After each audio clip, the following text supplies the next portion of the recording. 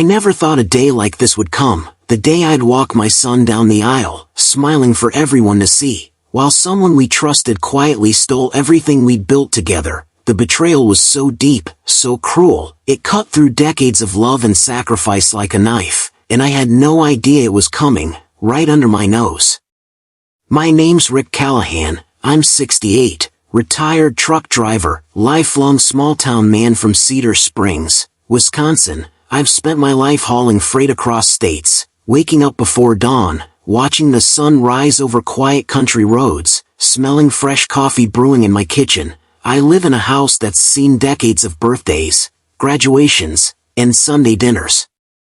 I keep photos of my late wife, Marie, and my son, Matthew, on the mantle. Their smiles remind me of why I worked so hard, why I sacrificed long nights and aching bones. Most mornings, I sit on the porch, listening to birds, thinking about how quickly time passes, how fragile trust can be.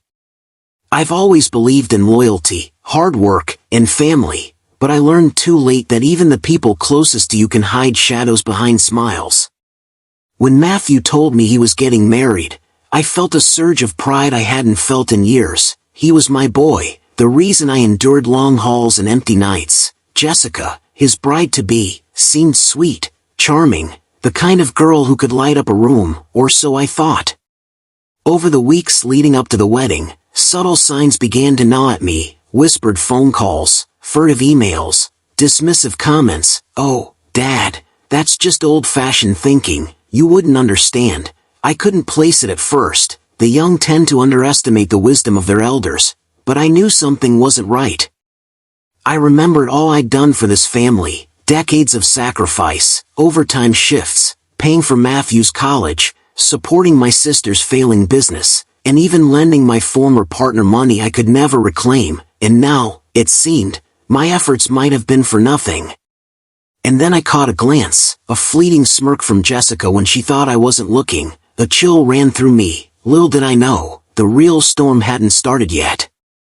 The wedding day arrived. I put on my best suit, smoothed the crease in my tie, and walked my son down the aisle, feeling that mix of joy and nostalgia every parent knows. The ceremony was perfect, flowers, music, laughter, but beneath the smiles, something sinister had been set in motion.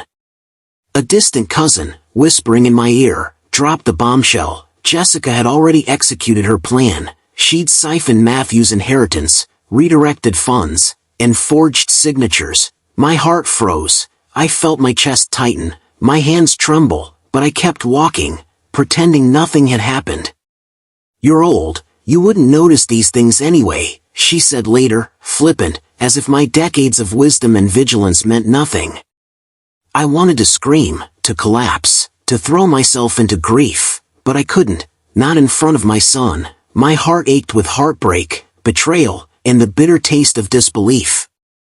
I retreated quietly, retreating to the one place where I could think clearly, my study, filled with faded photographs, tax documents, and years of careful notes. I had no intention of acting rashly. This wasn't about youthful revenge, this was about reclaiming my dignity. I started to gather evidence, tracing transactions, contacting former colleagues, uncovering inconsistencies. Each phone call, each document, each deliberate step was a small piece of the puzzle. I observed quietly, taking notes, planning my moves with patience born from decades of experience.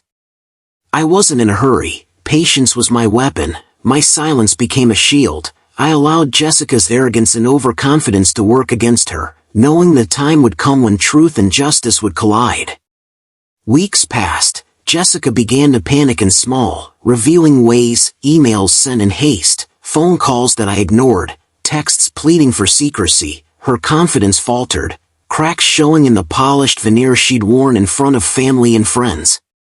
The community began to sense tension. Longtime neighbors, friends of the family, noticed subtle shifts. I stayed calm, composed, every conversation measured. My experience, my patience, and my dignity contrasted sharply with her rising desperation.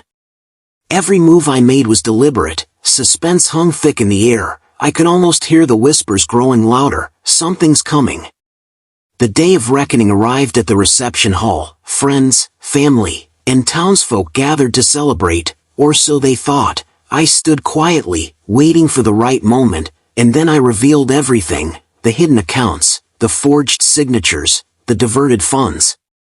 Gasps filled the room. Jessica's face went pale, Matthew's eyes widened in shock, disbelief etching his features. The documents I presented were irrefutable. The humiliation was public, swift, and just. The room erupted, not in anger, but in awe. Neighbors whispered approval, the community recognizing the triumph of patience, experience, and moral integrity. I had regained my dignity, not through anger, but through justice. Jessica faced public shame, isolation, and exposure for the first time in her life. Matthew, stunned and remorseful, embraced me. He understood now the weight of my decades of sacrifice, the depth of my patience, and the necessity of vigilance. Sitting on my porch that evening, the sun casting long golden shadows across Cedar Springs, I felt a quiet peace. The wind rustled through the trees. Life had restored balance. Hard work, loyalty, and integrity had prevailed. I realized then that true revenge isn't always about anger or destruction. Sometimes, it's about reclaiming dignity, ensuring justice, and showing that wisdom never loses its edge, no matter your age.